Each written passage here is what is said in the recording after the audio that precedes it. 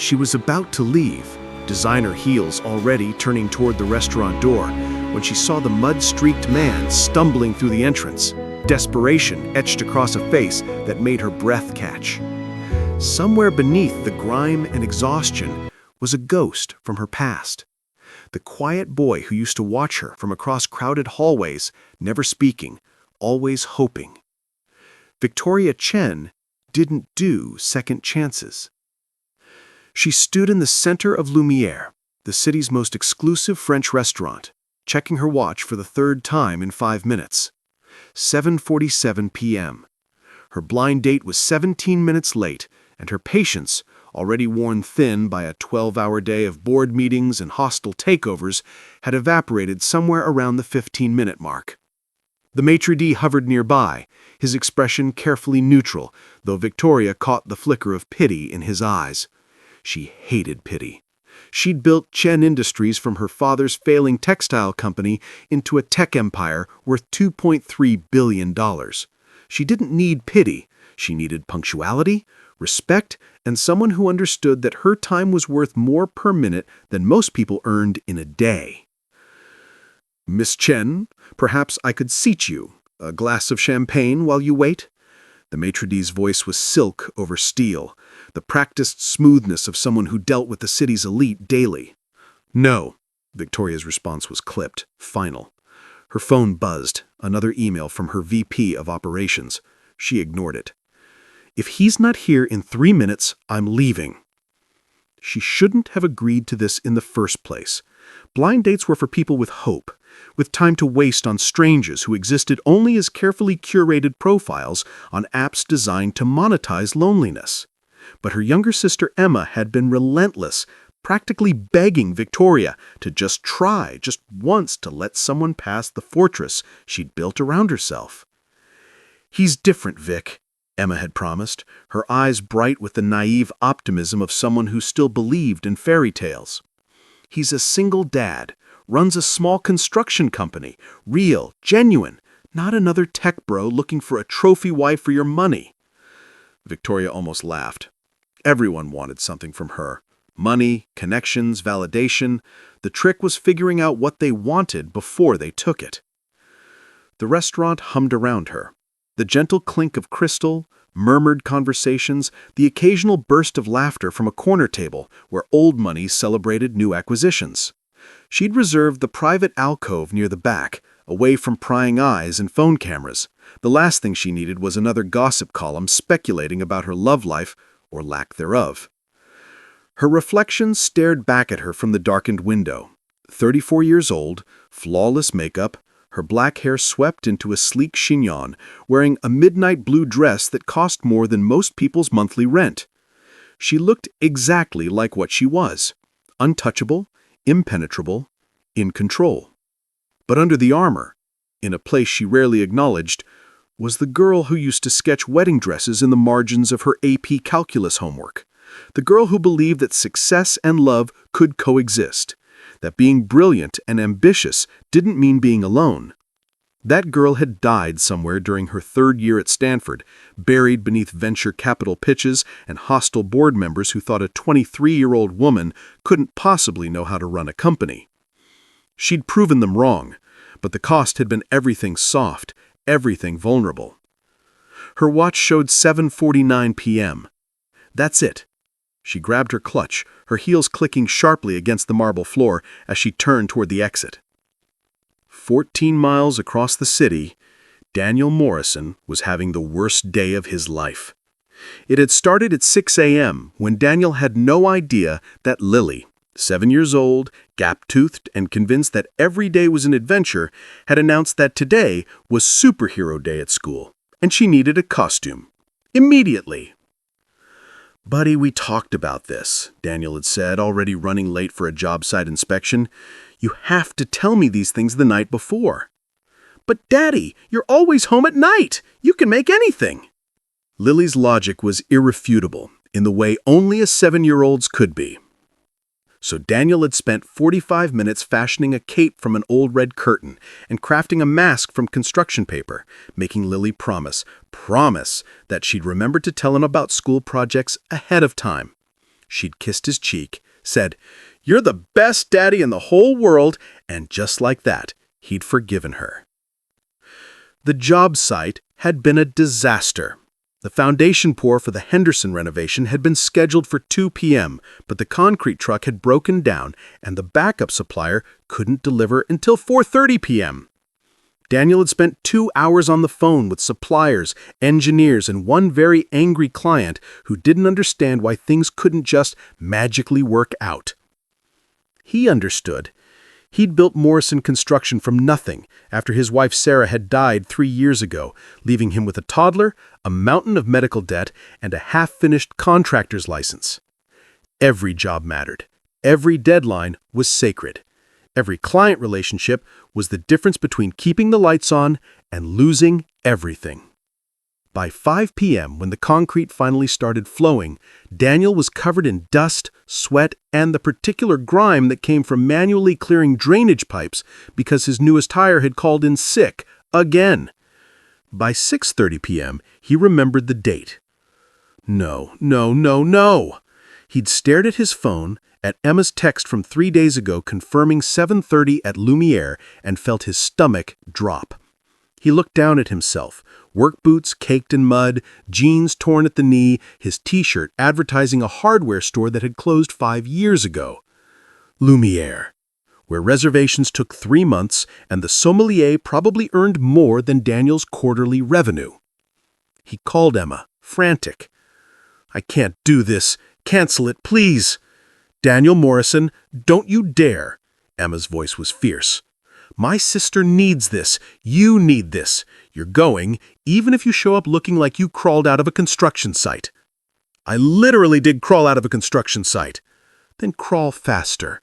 She's amazing, Daniel. Brilliant, successful, and so lonely she won't admit it even to herself. Just be you, the real you. That's all she needs." So Daniel drove, breaking every speed limit he dared, stopping only to call his neighbor Mrs. Patterson to ask if she could keep Lily for another 2 hours. He'd tried to clean up in a gas station bathroom, succeeding only in smearing the mud more evenly across his face and arms. Now, at 7:47 p.m., he burst through Lumiere's gilded entrance like a hurricane of desperation and construction debris. The restaurant fell silent. Every head turned. A woman in pearls actually gasped. And there, standing in the center of the room like a vision carved from ice and midnight, was the most beautiful woman Daniel had ever seen.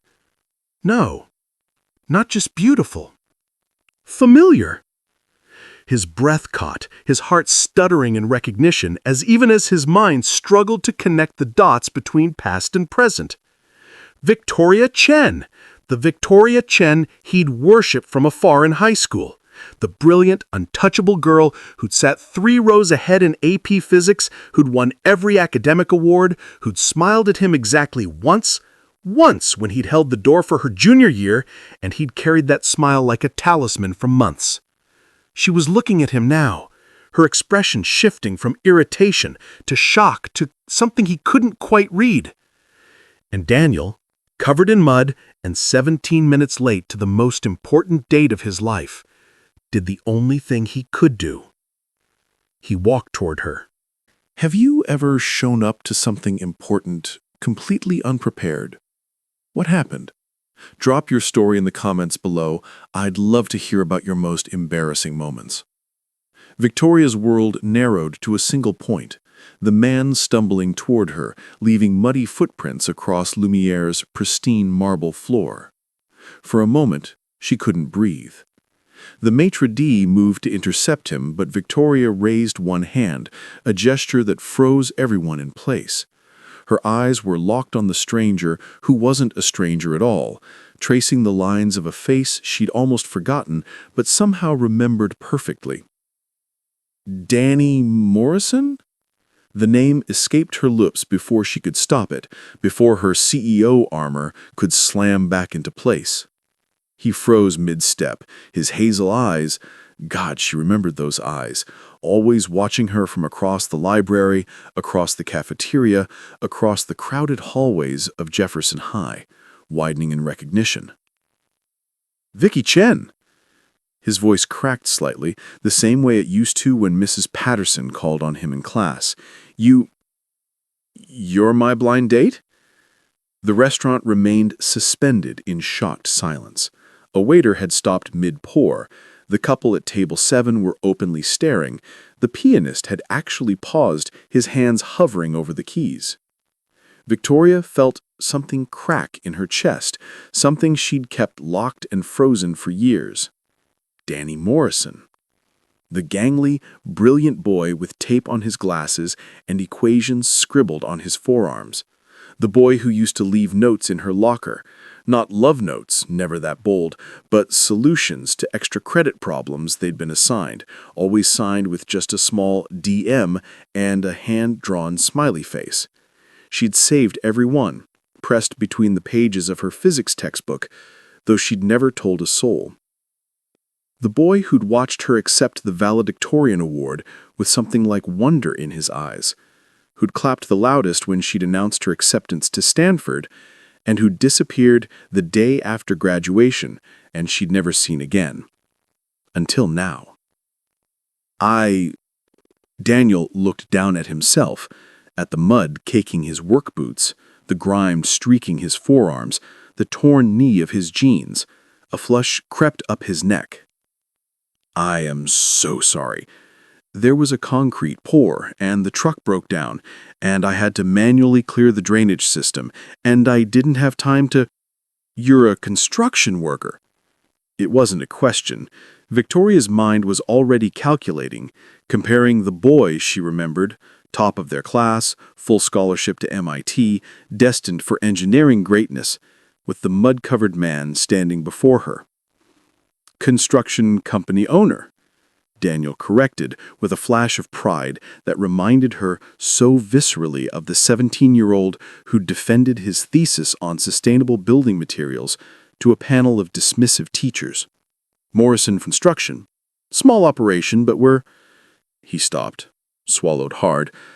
I'm rambling. I'm 17 minutes late. I look like I fell into a pit, and you're Victoria Chen. The way he said her name, with that same reverence he had in high school, like she was something precious and untouchable, made Victoria's carefully constructed walls tremble. I remember you, she said quietly, and watched his eyes widen with something like hope. You sat behind me in AP Physics. You always had the answers before Mr. Chen finished writing the problems on the board. You remember that? Daniel's voice was barely a whisper. I remember... She hesitated, then decided to step off the cliff. You left notes in my locker. Solutions to the extra credit problems. The color drained from Daniel's face, then flooded back twice as bright. You knew that was me? Your handwriting was distinctive, and you were the only person in school who drew smiley faces with integral signs for eyes. A laugh burst out of Daniel, surprised and genuine, and suddenly they were 17 again, standing in the hallway between classes, except this time there was no crowd, no bell, no reason for him to run away. Ms. Chen, the maitre d' interrupted, his voice tight with disapproval. Shall I have the gentleman escorted out? Victoria looked at Daniel, really looked at him, past the mud and the work-worn hands and the exhaustion etched around his eyes. She saw the boy who'd been too shy to speak to her, who'd loved her from a distance, who'd been brilliant and kind, and everything she'd been too focused on success to notice. And she saw the man he'd become, someone who worked with his hands, who showed up 17 minutes late because he'd been keeping promises to clients, and who looked at her with the same wonder he had 15 years ago. No, Victoria said, her decision crystallizing in an instant. Bring us towels and water. We'll take the private alcove, and bring 2 of tonight's specials. We're both too tired to look at menus. The maitre d' blinked. Ms. Chen, surely... Now, please. Victoria's voice held the steel that made board members tremble. but her eyes never left Daniel's face. The private alcove was separated from the main dining room by frosted glass panels and trailing silk curtains, creating the illusion of intimacy in a space designed for people who valued privacy above all else. Victoria had requested it because she didn't want her date photographed by opportunistic diners. Now she was grateful for different reasons. Daniel sat across from her, having scrubbed his hands and face with the warm towels the waiter had delivered with barely concealed disdain. He'd removed his work boots. "I can't track more mud through here, I just can't," and sat in his socks, looking simultaneously mortified and defiant. "I should have canceled," he said for the third time. "Emma told me you were successful, important. I should have known I couldn't just show up looking like someone who works for a living," Victoria interrupted, surprising herself with the edge in her voice. "Danny, I've sat through hundreds of dates with men in $1,000 suits who've never built anything in their lives except portfolios and egos. You're covered in mud because you were keeping a promise to a client. That's not something to apologize for." He stared at her, and she watched him process the words, testing them for sincerity the way she remembered him testing equations for logical flaws. "You really remember me," he said finally, and it wasn't quite a question. "I remember a lot about you." Victoria reached for her water glass, needing something to do with her hands.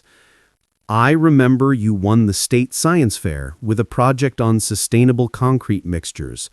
I remember you were accepted to MIT with a full scholarship.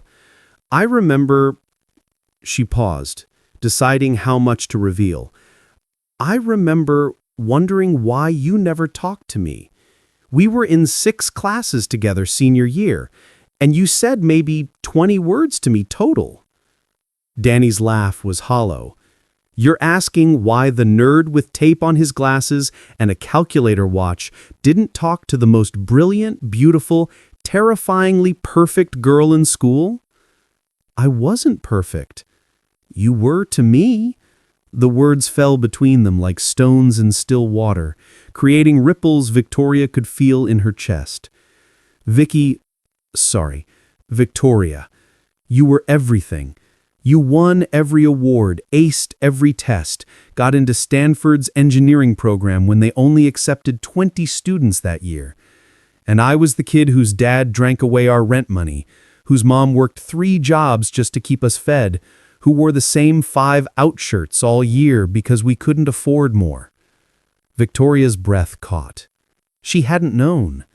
She'd been so wrapped up in her own pressure, her immigrant parents' expectations, the weight of being the only Asian girl in AP classes, the desperate need to prove she belonged, that she'd never looked closely enough to see Danny's struggles. "I didn't know." No one did. "I worked hard to hide it." Daniel's smile was sad.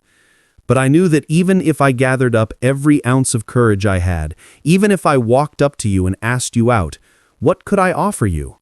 A date to the diner where my mom worked, where I'd bust tables to pay for our burgers? A future where I'd probably end up at community college because MIT's scholarship didn't cover living expenses and I couldn't afford to leave my mom alone? You could have told me. I would have what? Pitied me? Or worse, tried to help because you were kind?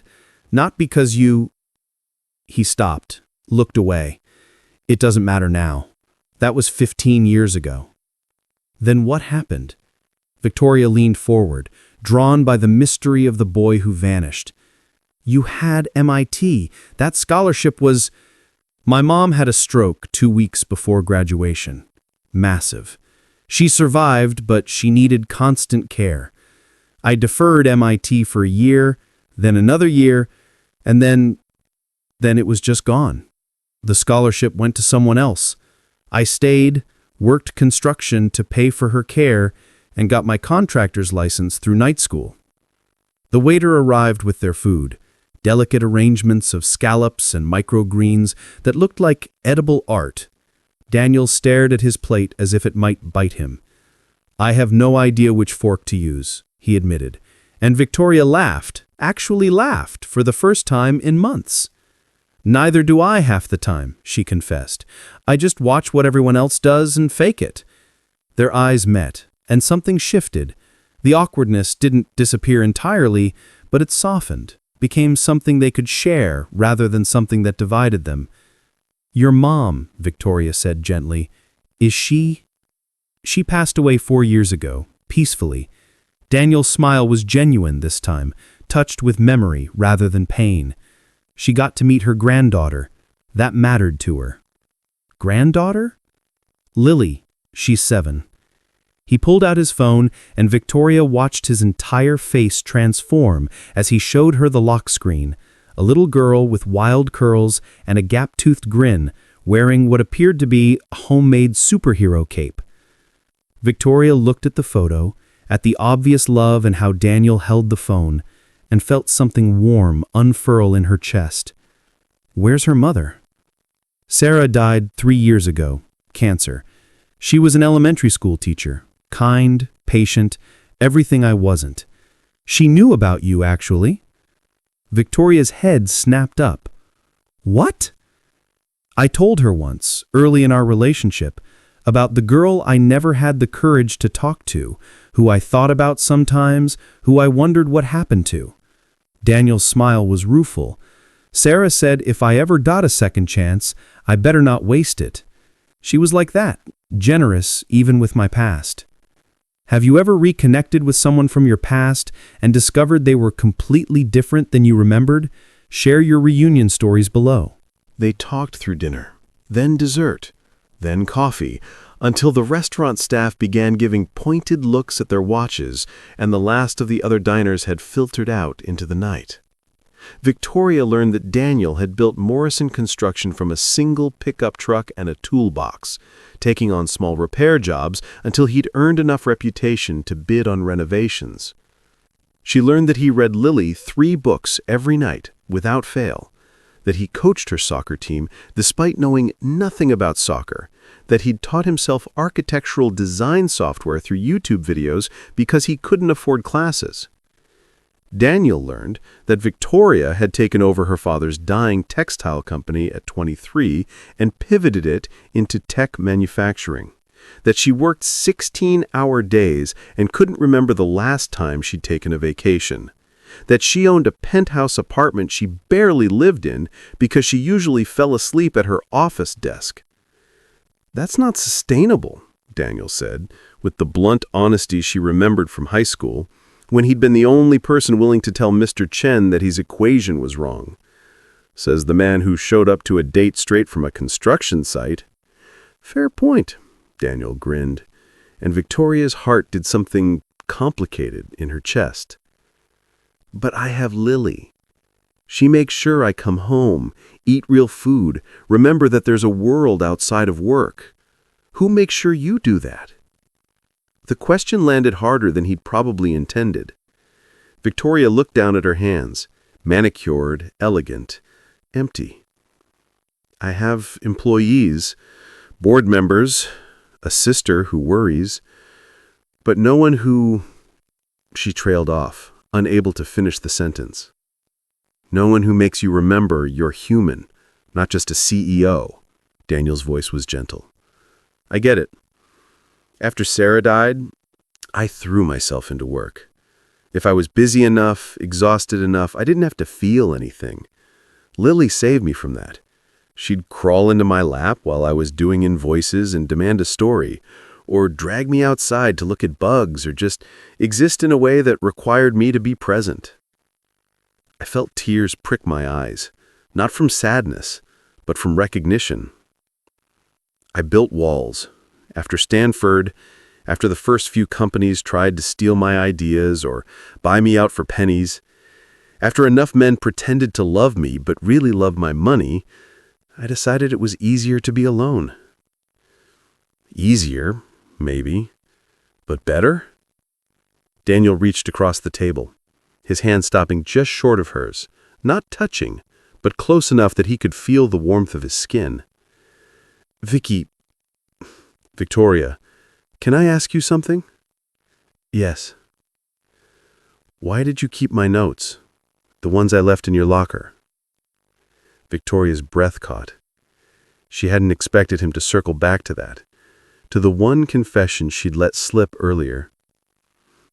How did you know I kept them? You said every one. That means you counted. That means they mattered. She had forgotten how observant he was, how his quiet nature had masked a mind that caught every detail, every nuance. It was one of the things that had drawn him to her in high school, though she'd never acknowledged it, even to herself.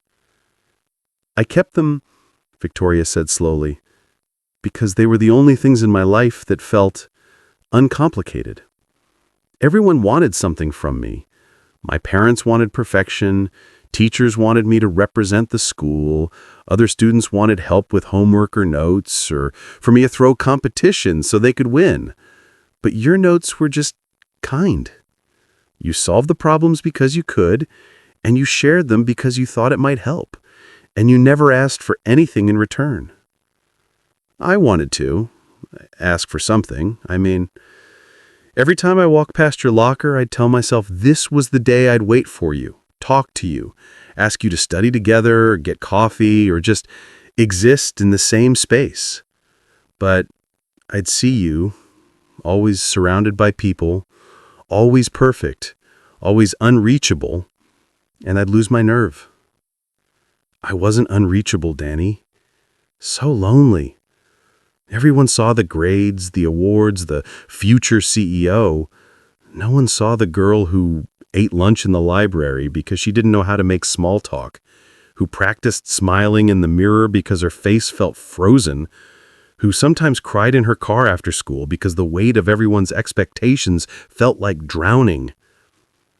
Daniel's hand moved the final inch, covering hers. His palm was rough, calloused from years of physical labor, warm and solid and real. I saw you. Maybe not all of it, but I saw that you carried something heavy. I just didn't know how to tell you that you didn't have to carry it alone. Victoria's phone buzzed for the 14th time. She'd been ignoring it all evening, but now she glanced at the screen and felt her stomach drop. I have to take this, she said apologetically, already standing. It's my VP of Operations. We have a major presentation tomorrow for investors. If I don't answer, he'll assume I'm dead and call the police.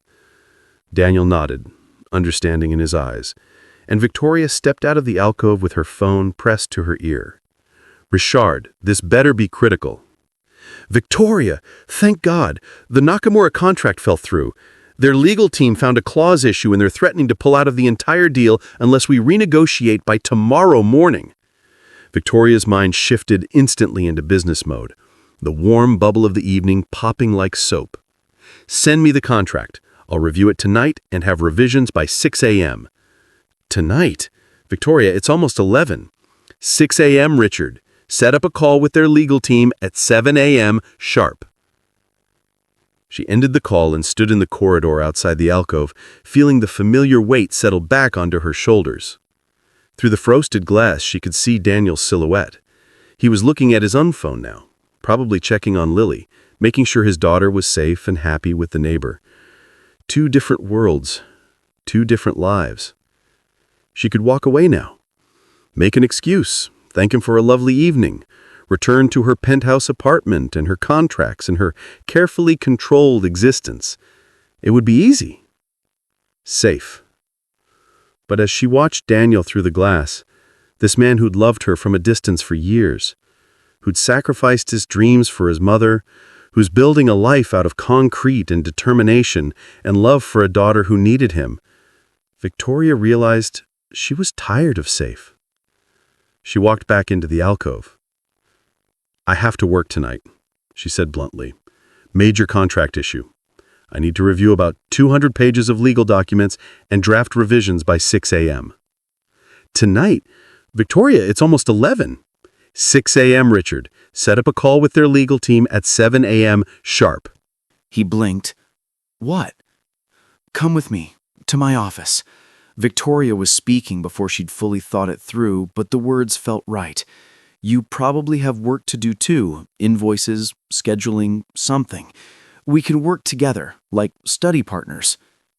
Vicky, I'm covered in mud. I can't go to your office looking like this. I have a private bathroom with a shower, and I keep spare clothes for emergencies. Granted, they're all designer suits, but something might fit. She saw him hesitate and pressed forward. Danny, I don't want this night to end. Not yet. I know it's crazy. I know we just reconnected after 15 years, but I spent high school wondering what it would be like to really know you. Can we just try? Daniel stood slowly, hope and uncertainty warring on his face. I have to be home by 6 a.m. Lily wakes up early and Mrs. Patterson needs to leave for her own job. I'll have you home by 5:30, I promise. And this isn't... You're not doing this because you feel sorry for me, for the kid I was? Victoria stepped closer, close enough to see the flecks of gold in his hazel eyes, to catch the scent of sawdust and concrete that clung to him despite the borrowed towels. I'm doing this because the boy I knew 15 years ago was brilliant and kind and brave enough to show up 17 minutes late, covered in mud, rather than stand me up. And I want to know if the man he became is everything I think he is. Daniel smiled, started slow, then bloomed into something that transformed his entire face. Okay. Yes. Let's do this. Chen Industries occupied the top 12 floors of the Meridian Tower, a glass and steel monument to modern architecture that dominated the city skyline. Victoria's private office was on the 48th floor, a sprawling space with floor-to-ceiling windows that offered a view of the glittering city below. Daniel stood in the center of the room, freshly showered and wearing a borrowed button-down shirt that was slightly too small across the shoulders, staring at the view with something like awe. "This is surreal," he said. "I've driven past this building 1,000 times. I renovated 3 condos in the building next door, and now I'm standing in Victoria Chen's office at midnight wearing her clothes, about to do paperwork?" I laughed, settling behind her desk with my laptop. When you phrase it like that, it does sound insane. It is insane. Daniel turned to face me, his expression serious. But it's also the best night I've had in 3 years. The words hung between them, heavy with meaning. I felt my carefully constructed professional mask slip, revealing the woman underneath, the one who was tired of being alone, who wanted something real and messy and unpredictable. "Sit," I said, gesturing to the couch across from my desk. "Tell me about your projects while I work through this contract." And so they settled into a comfortable rhythm.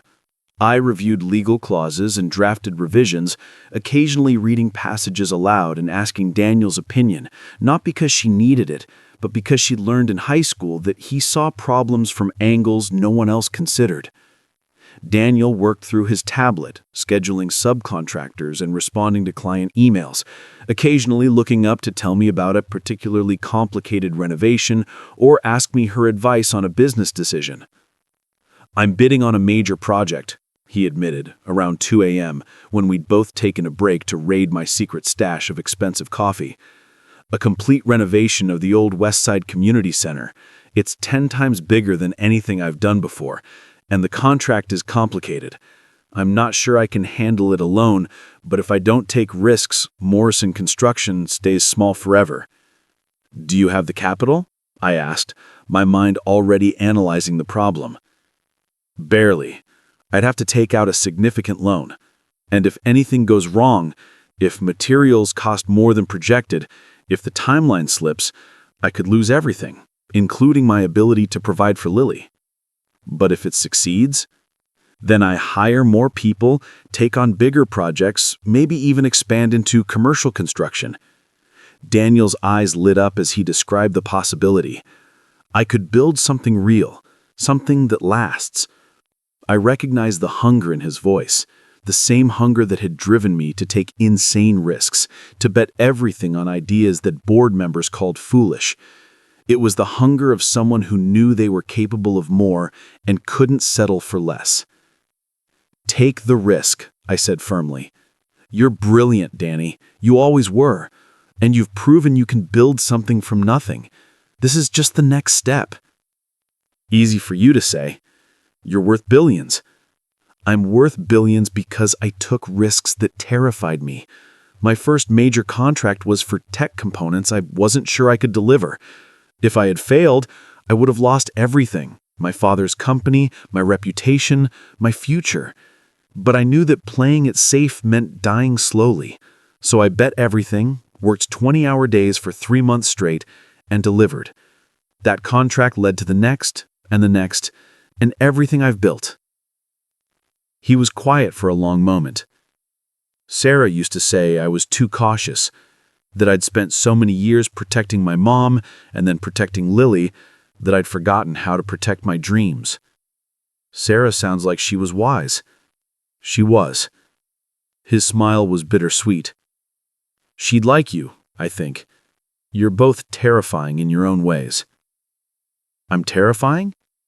Intimidating, he corrected with a grin. In the best way possible, the way that makes people either rise to meet you or run away. And which are you doing? Rising, I hope. He stood, crossing to her desk. Victoria, can I ask you something? You keep asking permission to ask questions. Just ask. Why didn't you walk away? At the restaurant, any sane person would have taken one look at me and left. I turned in my chair to face him fully, because when I saw you standing there, covered in mud and desperate and exactly 17 minutes late, I saw someone who'd kept fighting despite everything life threw at him. And that reminded me of why I used to watch you in high school when you thought I didn't notice. You watched me? The voice was barely a whisper. You sat behind me in AP Physics, Danny. Did you really think I didn't feel your eyes on me every single day? His face flushed, and I felt a surge of power. Not the cold, calculated power she wielded in boardrooms, but something warmer, more human. I tried not to stare, he admitted. I failed constantly. I know. And I hesitated, then decided to step fully off the cliff. I used to take longer than necessary to pack up my books at the end of class, hoping you'd say something. Anything. But you never did. Because I was a coward. Or because you were 17 and scared. We both were, just in different ways. But we're not 17 anymore, Danny. No, we're not. The moment stretched between them, charged with 15 years of what-ifs and might-have-beens. I felt my heart hammering against my ribs, felt the pull toward this man who somehow made me want to be softer, more real, more human. I should probably get back to work, she said, but she didn't move. Probably, Daniel agreed, but his hand came up to cup her cheek, his thumb brushing gently across her skin. And then his phone rang, shattering the moment. Daniel jumped back, fumbling for his phone. "It's Mrs. Patterson," he said, concern flooding his voice. "She never calls this late unless— Hello? Mrs. Patterson?" Victoria watched his face shift from concern to panic as he listened. "I'll be right there. 10 minutes. He ended the call, already moving toward the door. "Lily has a fever. Mrs. Patterson says it spiked to 103. I have to— Go," Victoria said immediately. "Of course, go." "I'm sorry, Danny, go to your daughter. We can talk later." He paused at the door, looking back at her with something like anguish. Tonight was— "I know," Victoria said softly. "Go. Call me when Lily's okay." And then he was gone, and Victoria was alone in her office at 2:47 a.m., surrounded by contracts and coffee cups and the lingering scent of sawdust, feeling more alive than she had in years. Victoria didn't sleep. She finished the contract revisions by 5 a.m., held the call with Nakamura's legal team at 7 a.m., and closed the deal by 9 a.m. Richard called it a miracle. Victoria called it distraction. She had worked on autopilot, her mind elsewhere, waiting for her phone to ring. Daniel finally called at 10:23 a.m. "She's okay," he said, his voice rough with exhaustion. "Just a virus. Her fever broke around 6 a.m. The doctor said it's going around her school. Nothing serious, but she needs rest and fluids." Thank God. Victoria surprised herself with the intensity of her relief. "Are you okay?" "Tired, terrified, the usual parent stuff." He laughed weakly. "I'm sorry about last night. The way I ran out. You were being a father. Don't apologize for that. Still, it felt like we were about to—" He trailed off, and Victoria could picture him running his hand through his hair, the way he used to when he was flustered. "We were," I confirmed, deciding to be bold. "And we will. When Lily's better, when you've had sleep, when the world isn't on fire. Danny, I'm not going anywhere." The silence on the other end stretched so long, she wondered if the call had dropped. Then, "Why?" "Why what?" "Why aren't you running? You're Victoria Chen. You could have anyone. Why waste your time on a single dad with a small construction company who has to cancel dates because his daughter gets sick?" Victoria stood, walking to her office window. The city spread out below her, all glass and steel, and ambition. She had conquered this world, climbed to its highest peaks, and found the view lonely. Because last night, for the first time in 15 years, I felt like Vicky again. Not the CEO, not the billionaire, not the woman who has to be perfect and untouchable, just me. And I liked who I was when I was with you. Another pause. Then, "Lily wants to meet you." Victoria's heart stopped. "What?" "She woke up this morning and asked why I looked so happy. I told her I had reconnected with an old friend, and she got this look, you know the one kids get when they're scheming, and said, 'Daddy, is she pretty? Do you like her? Can I meet her?'" Daniel's voice was warm with affection and embarrassment. "I tried to explain that it was complicated, but she said, and I quote, 'Nothing is complicated if you just tell the truth.' She sounds wise beyond her years. She's 7 going on 40. It's terrifying. But she's right. Vicky, I need to be honest with you. I'm not looking for casual. I have a daughter who's already lost her mother. I can't bring people into her life unless they're going to stay. So if this is just nostalgia or curiosity about the boy I used to be, then we should stop now before anyone gets hurt." Victoria felt the weight of his words, the protection in them, not just for himself, but for the little girl who'd already experienced too much loss. "It's not nostalgia," she said firmly. "Danny, I built my entire career on calculated risks, on analyzing variables and making strategic decisions. But this isn't strategic. It's terrifying and unpredictable and completely illogical. And I want it anyway. Even with all the complications, the 3 a.m. fever scares, the soccer games, the days when I'm covered in mud because that's my job. Especially with all of that, because those complications are real, and I'm tired of my life being a perfectly controlled simulation where nothing messy or beautiful ever happens." She heard Daniel's breath catch, heard the emotion he was trying to contain. "Can you come to dinner?" he asked. "Tomorrow night, at my place. Nothing fancy, spaghetti and store-bought garlic bread, and a 7-year-old who will absolutely interrogate you about everything. It's the opposite of Lumiere." It sounds perfect. Daniel's house was a small craftsman bungalow in a neighborhood that balanced somewhere between gentrification and authenticity. The porch sagged slightly. The paint needed updating, but the garden was meticulously maintained, and there was a tire swing hanging from the old oak tree in the front yard. Victoria pulled up in her Tesla, suddenly aware of how out of place she looked. Designer dress, heels, the same armor she wore to board meetings. She'd almost changed into something more casual, but she'd learned long ago that pretending to be someone she wasn't never ended well. The door opened before she could knock. "You're here." The little girl from Daniel's lock screen stood in the doorway, and Victoria's heart did something complicated. Lily had her father's hazel eyes and wild curls that resisted any attempt at control, and she wore a shirt that proclaimed, "Girls who code are girls who rule." "You must be Lily," Victoria said, crouching down to the girl's level. "I'm Victoria." "I know. Daddy told me about you. He said you were friends in high school, and he was too scared to talk to you because you were really smart and pretty. Are you still scary?" "Lily!" Daniel appeared behind his daughter, looking mortified.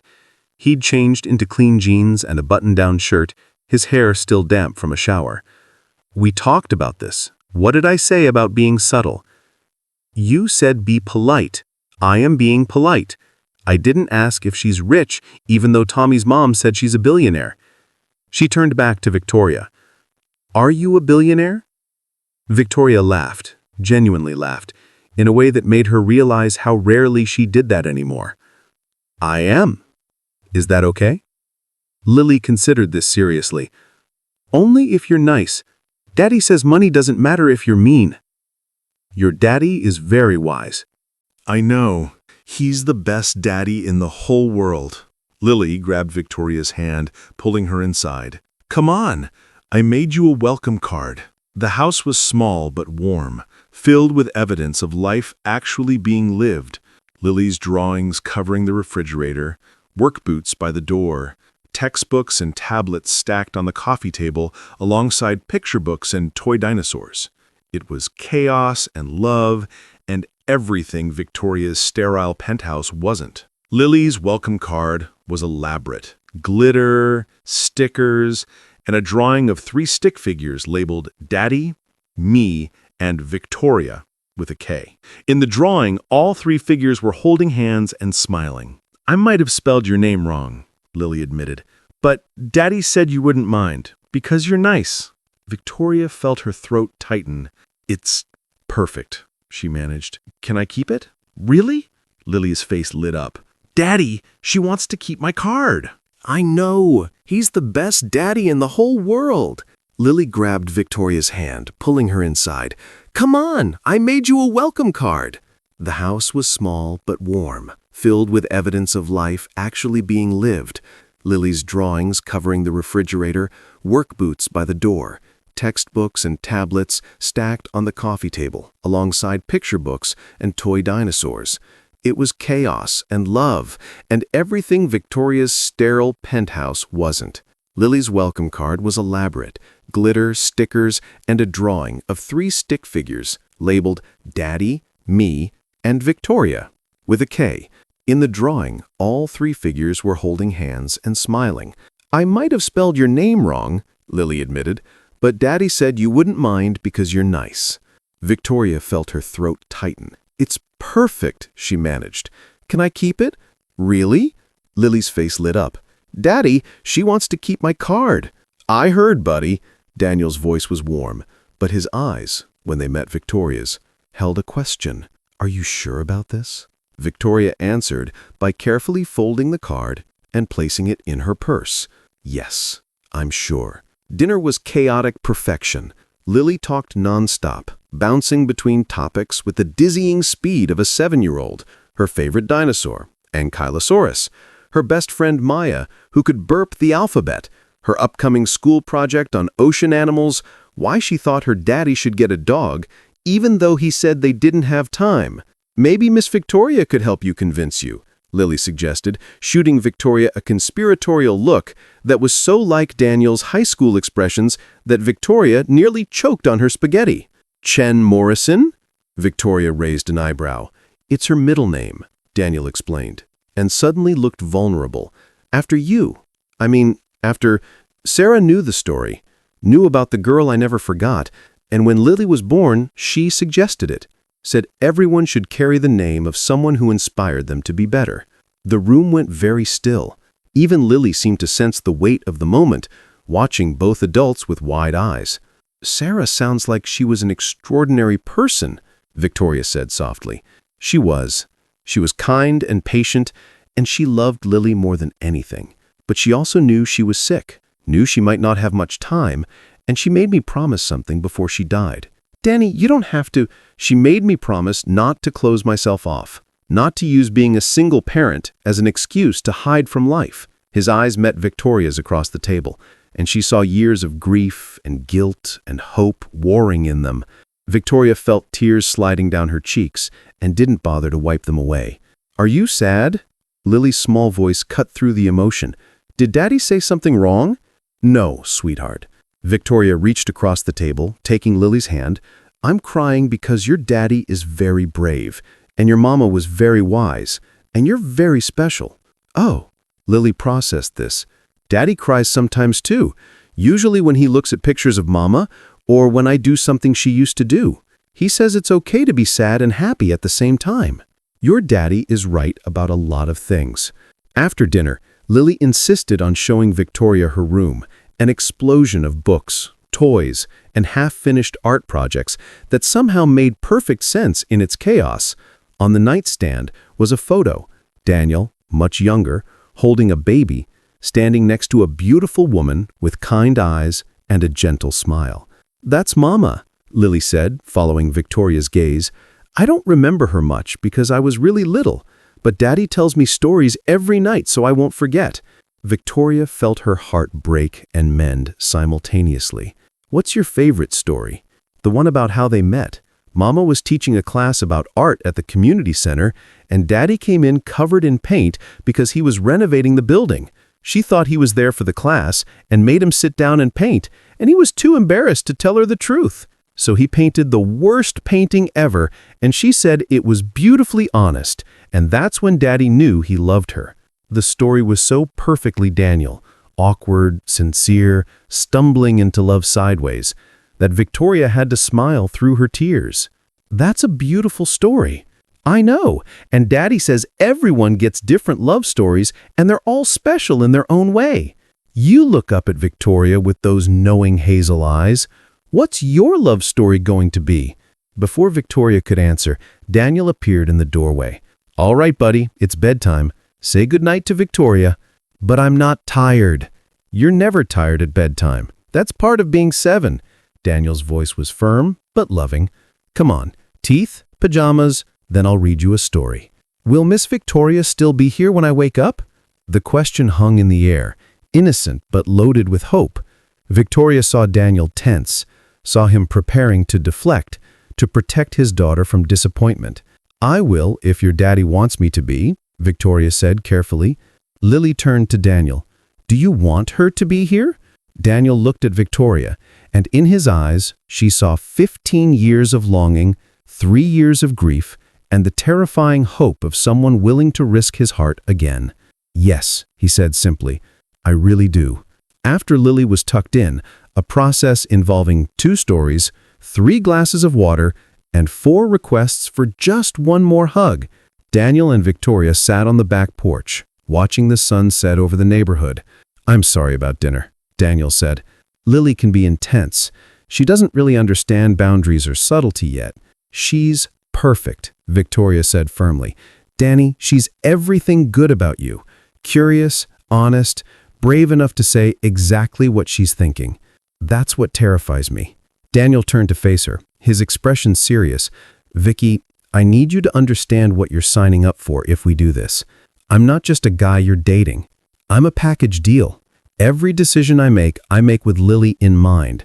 My time isn't my own. My future isn't my own. If we move forward, you need to be ready for that. I know. Do you? Daniel's voice was gentle but insistent. You're used to being in control, making decisions on your timeline. With Lily, nothing is controlled.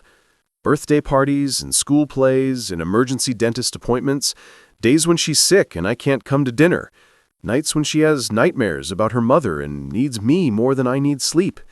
This isn't neat or simple or convenient. Victoria took his hand, holding it firmly. Danny, I've spent 15 years building an empire that operates exactly according to plan. Every meeting scheduled, every outcome predicted, every variable controlled.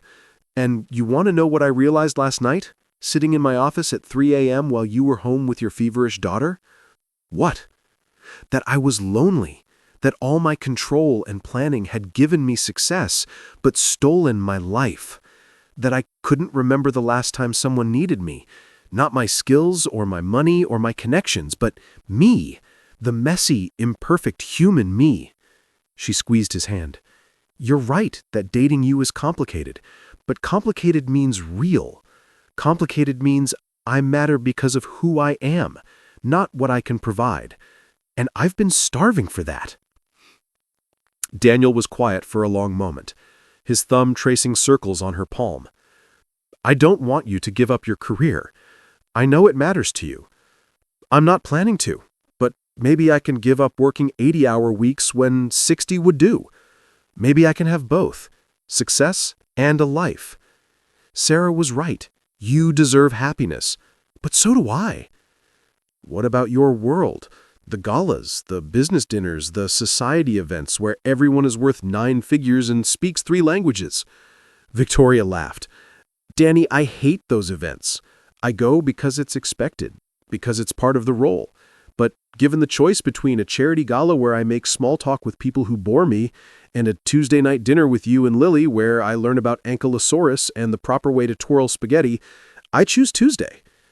Even if Tuesday means store-bought garlic bread instead of Michelin star cuisine. Especially then. Victoria shifted closer until their shoulders touched. I'm not saying it will be easy. Our worlds are different. There will be friction, compromises, moments when we frustrate each other. But Danny, for the first time in 15 years, I feel like I'm exactly where I'm supposed to be.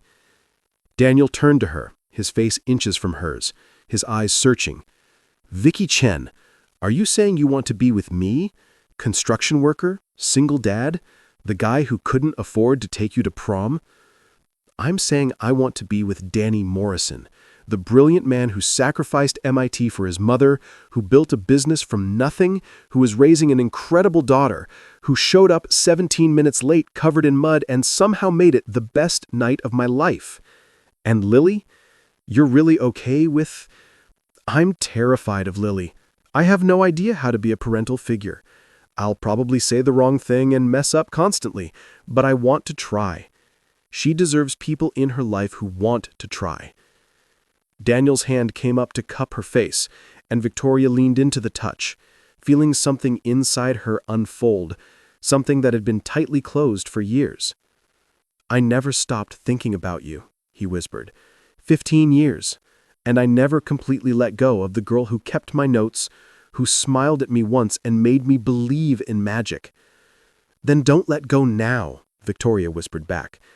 And finally, he kissed her. It was nothing like the polished, performative kisses she'd experienced with men who saw her as a trophy or a transaction. This was real, messy, perfect, tasting of garlic bread and coffee and 15 years of waiting. His hands tangled in her hair, her arms wrapped around his neck, and for a moment the entire world narrowed to just this. 2 people who'd found each other twice, against all odds, refusing to let go again. When they finally broke apart, both breathless, Daniel rested his forehead against hers. I love you, he said, simple and certain. I loved you at 17 when I was too scared to say it, and I love you now when I'm finally brave enough to say it. And if that's too fast, if it scares you, I understand.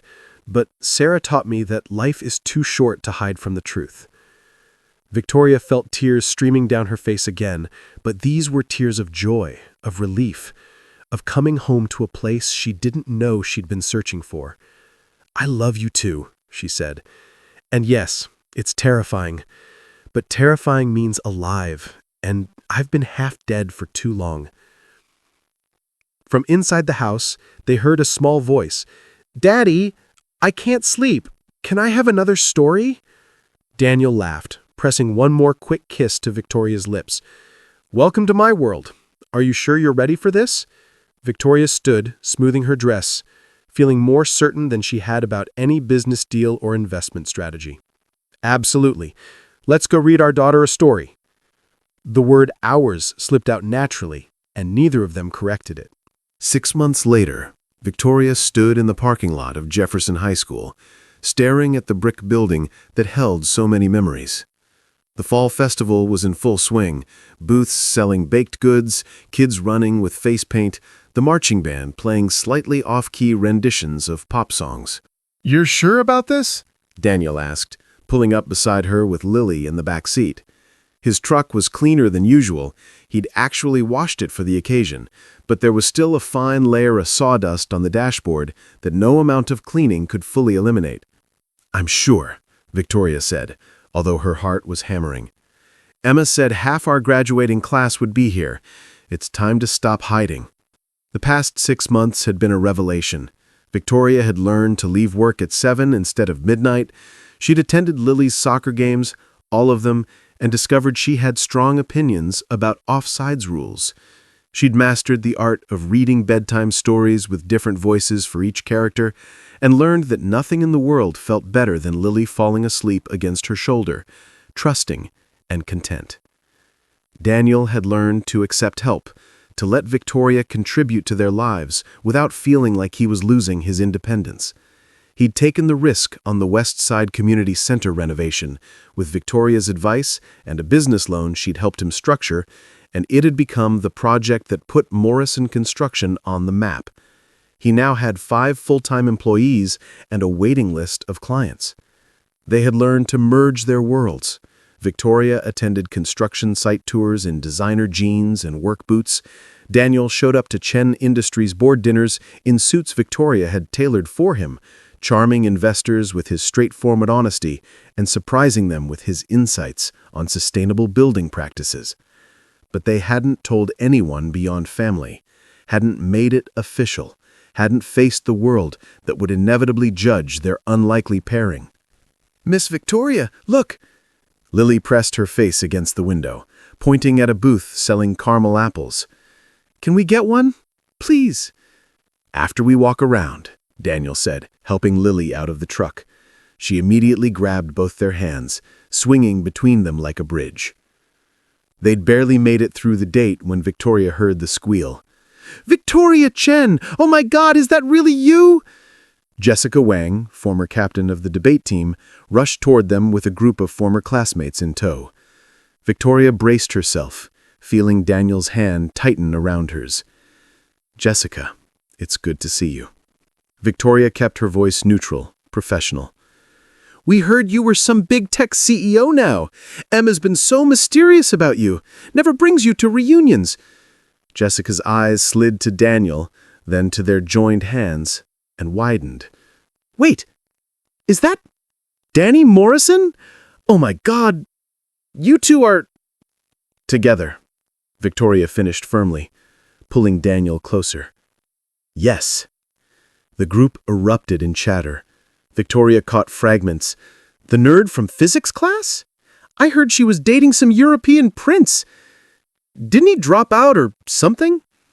Daniel's jaw tightened, and Victoria felt him start to pull away, to retreat into the old defensive patterns of the boy who felt less than, not enough. "Actually," Victoria said, her voice cutting through the noise with the authority that made board members straighten in their seats, "Danny runs the most innovative, sustainable construction company in the city. He just completed a renovation that's being featured in Architectural Digest next month. And more importantly, he's an incredible father and the love of my life. Any other questions?" The group fell silent. Jessica's mouth opened and closed like a fish. Then Lily spoke up, her voice clear and unbothered. "My daddy is the best, and Miss Victoria is teaching me about business stuff. Did you know she started with just one little company and made it huge? That's really cool." The simplicity of Lily's pride, the uncomplicated love in her voice, shifted something in the atmosphere. Several people smiled, genuine smiles, not the fake society expressions Victoria was used to. "You have a daughter?" Jessica's voice had softened. "That's wonderful, Danny." "I do. This is Lily. And yeah, Victoria's pretty amazing. I'm lucky she gave the muddy guy from the blind date a chance." "There's a story there," someone said, and suddenly they were surrounded by genuinely curious former classmates, listening as Daniel told the story of their disastrous first date with humor and self-deprecation that had everyone laughing. Victoria watched him hold court, watched the boy who used to hide in corners command attention through sheer authenticity, and felt her heart swell with pride. They wandered through the festival, running into more former classmates, each encounter easier than the last. Mr. Chen, now retired, spotted them near the science building and actually teared up. "Victoria Chen and Danny Morrison. I always thought you two should have been lab partners. You balanced each other, her brilliant intuition, your methodical precision. I'm glad you finally figured it out." "Better late than never," Daniel said, squeezing Victoria's hand. "Speaking of which, the school is renovating the science labs, updating them from modern curriculum, making them more accessible. We're looking for contractors and donors. Don't suppose either of you might be interested?" Victoria and Daniel exchanged glances, having entire conversations in the look. "Send me the plans," Daniel said. "And the budget requirements. Let's talk about what's possible." Mr. Chen beamed. "You two are going to do great things together. I always knew it." As they walked away, Lily tugged on Victoria's sleeve. "Are you going to help make my school better?" "If your daddy and I can, yes." "Cool. Can you make the cafeteria have better pizza? Maya says it tastes like cardboard." "I'll see what I can do," Victoria said solemnly, and Daniel snorted with laughter. They ended up in the old courtyard, the same place where Victoria used to eat lunch alone with her textbooks, where Daniel used to watch her from a bench under the oak tree, never approaching, always hoping. "I used to sit right there," Daniel said, pointing. "Every day at lunch. Sometimes you'd look up from your book, and I'd panic and pretend I was looking at something else." "I know," Victoria admitted. "I thought maybe you wanted to talk to me, but were too shy, so I'd take extra long to eat, giving you time to approach. You never did." I was an idiot. You were 17 and scared. We both were. Victoria leaned against him, feeling his arm come around her shoulders. But we're not anymore. "Daddy, Miss Victoria, the sun is setting," Lily called from where she'd been exploring. "Come look." They joined her at the edge of the courtyard, watching the sky turn gold and pink over the football field where they'd sat through countless pep rallies and graduation ceremonies, where their adult lives had begun. "It's pretty," Lily said, then with the casual devastation of a 7-year-old, "Are you going to marry Daddy?" Victoria felt Daniel freeze beside her. They hadn't talked about marriage, hadn't wanted to rush, had been taking things one day at a time, despite the intensity of their feelings. "Lily," Daniel started, "because if you are, I think you should do it soon. Maya's mom got married last month, and I was a flower girl, and it was so fun. I could be your flower girl. I'd be really good at it." "But that's not really—" Daniel was floundering, and Victoria felt a laugh building in her chest. "I think," Victoria said carefully, crouching down to Lily's level, "that's something your daddy and I need to talk about. But if we did get married, you'd definitely be the most important person at the wedding. Deal?" "Deal!" Lily threw her arms around Victoria's neck. "I love you, Miss Victoria." The words hit Victoria like a physical force. Lily had never said them before, had been cautious in her affection, still protecting herself from the loss she'd already experienced. "I love you too, sweetheart," whispered Victoria, holding the little girl tight. "So much." When Lily ran off to investigate a butterfly, Daniel pulled Victoria into his arms. "So, we need to talk?" "Apparently." Victoria looked up at him, seeing the question in his eyes, the hope he was trying to contain. "Danny Morrison, are you asking me to marry you? I don't have a ring. We're standing in our old high school courtyard. This is possibly the least romantic proposal set up in history. Or possibly the most romantic, considering this is where it all started?" Victoria's heart was racing, but she'd never felt more certain. "So ask me." He took a breath, and Victoria saw the boy he'd been and the man he'd become merge into something beautiful. Victoria Chen, I loved you when I was 17 and too scared to say it. I loved you when you walked back into my life covered in designer perfection and gave the muddy disaster of a man a chance. I love you now, watching you read bedtime stories to my daughter and run billion-dollar board meetings with the same fierce competence. I love every version of you, and I want to spend the rest of my life discovering new ones. Will you marry me? Yes, Victoria said, simple and certain. Yes, absolutely yes. He kissed her then, in the courtyard where he'd once watched her from a distance, where she'd waited for him to be brave. 15 years and 6 months late, but exactly on time. When they broke apart, Victoria realized they had an audience. Several former classmates had wandered into the courtyard and caught the proposal. Someone started clapping, and suddenly the entire group erupted in cheers. 15 years in the making, someone shouted. About time Morrison got the courage. Best love story ever. Lily came running back, saw the crowd, and immediately understood. Does this mean yes? Are we getting married? We're getting married, Daniel confirmed, lifting his daughter into his arms. Yes, Lily pumped her fist in the air. I get to be a flower girl and have Miss Victoria as my mom. The word mom hung in the air, and Victoria saw Daniel tense, saw him about to correct Lily, to remind her about Sarah, to protect his late wife's memory. But Victoria put her hand on his arm. Lily, you had a mom who loved you very much. Sarah will always be your mom, and we'll never forget her. But if you want, I can be your other mom, the one who's here now to help you with homework, and teach you about business, and cheer at your soccer games. Would that be okay? Lily's eyes, so like Daniel's, so heartbreakingly earnest, searched Victoria's face. Can I have 2 moms? One who watches from heaven and one who's here? Yes, sweetheart. Love doesn't have limits. It just grows. Lily considered this, then nodded firmly. Okay, then your mom Victoria, and Mama Sarah is my mom in heaven, and I'm the luckiest because I have 2 moms who love me. Daniel was crying now, not bothering to hide it, and Victoria wasn't far behind.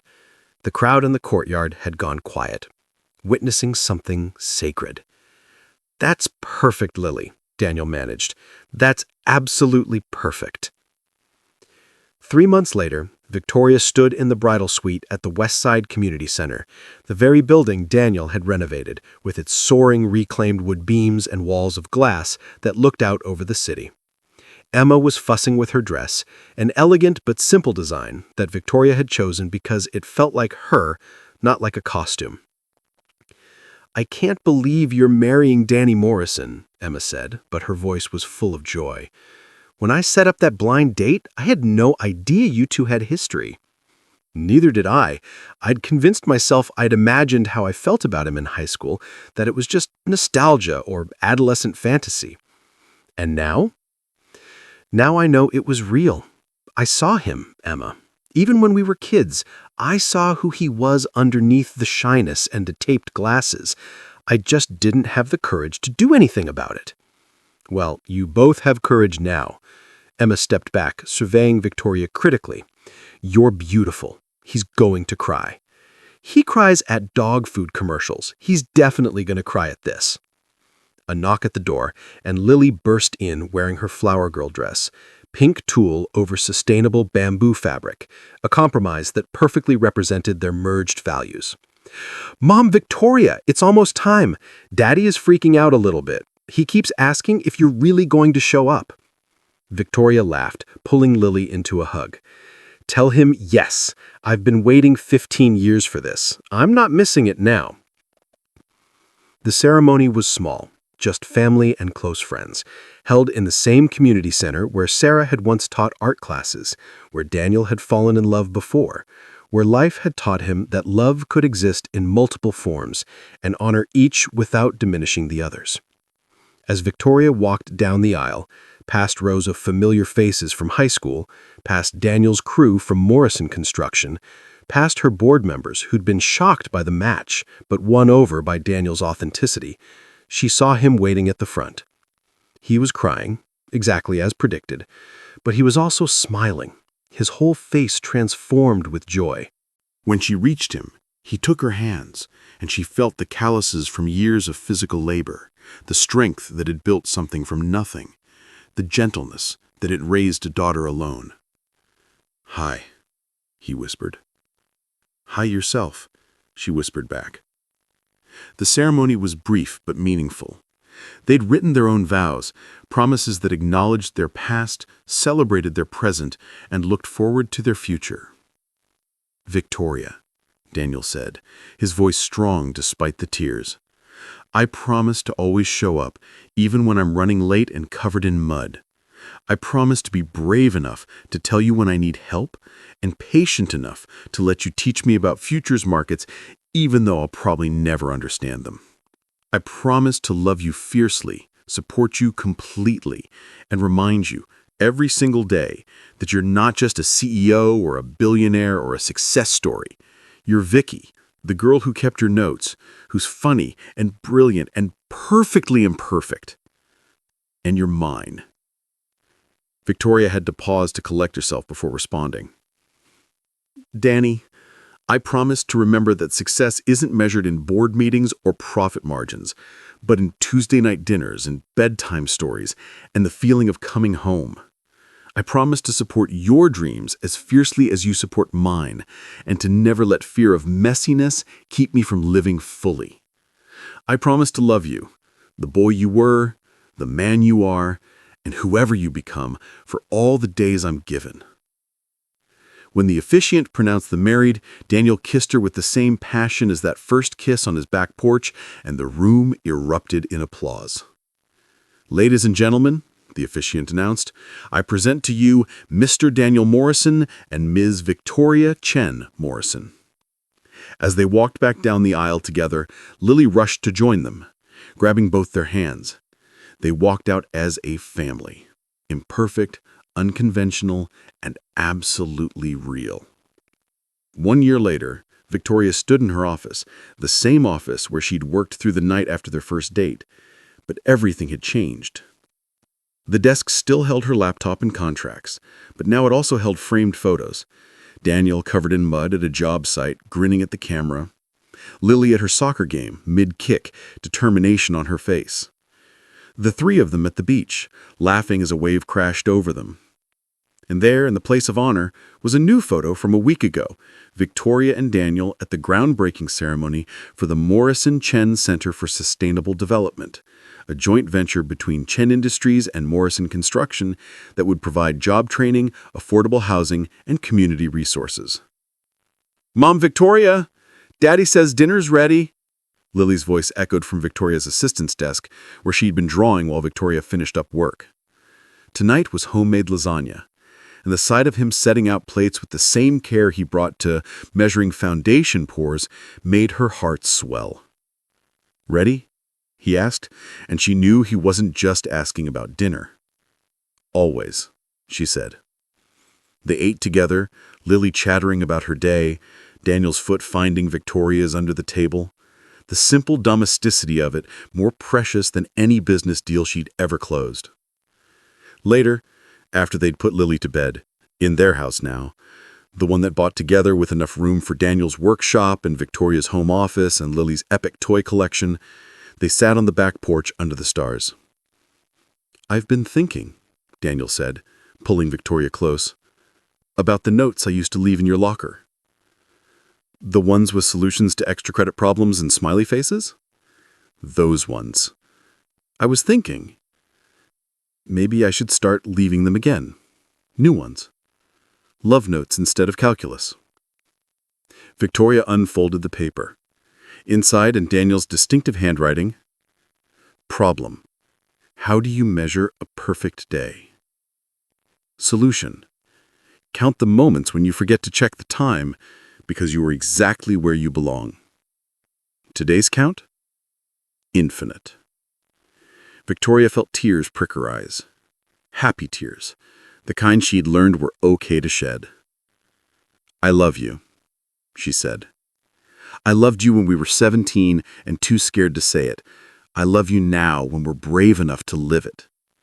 And I'll love you for every day we have left." "That's a long time," Daniel said, kissing her temple. "Not nearly long enough." They sat in comfortable silence watching the stars, listening to the sounds of their neighborhood. Dogs barking, kids laughing, life happening all around them. Inside, Lily slept peacefully, surrounded by books and stuffed animals and the security of knowing she was loved. Above them, in whatever heaven existed, Sarah smiled, grateful that the family she'd started was being protected and expanded by someone worthy. And in that moment, Victoria Chen Morrison, brilliant CEO, fierce businesswoman, loving wife, and now mother, realized something profound. Success wasn't about conquering the world. It was about finding the people who made you want to stop conquering long enough to build a life. It was about second chances and showing up covered in mud and being brave enough to love imperfectly. It was about the boy who watched from a distance finally finding his voice, and the girl who waited for him to speak finally hearing the words she'd longed for. It was about coming home. What's your biggest what-if from the past? Have you ever gotten a second chance with someone or something you thought you'd lost? Share your stories of redemption and reunion. We'd love to hear how your story ended or began again. If this story touched your heart, drop a comment below about which moment made you feel the most. Was it the muddy first date? The dinner with Lily? The proposal in the high school courtyard? Let us know.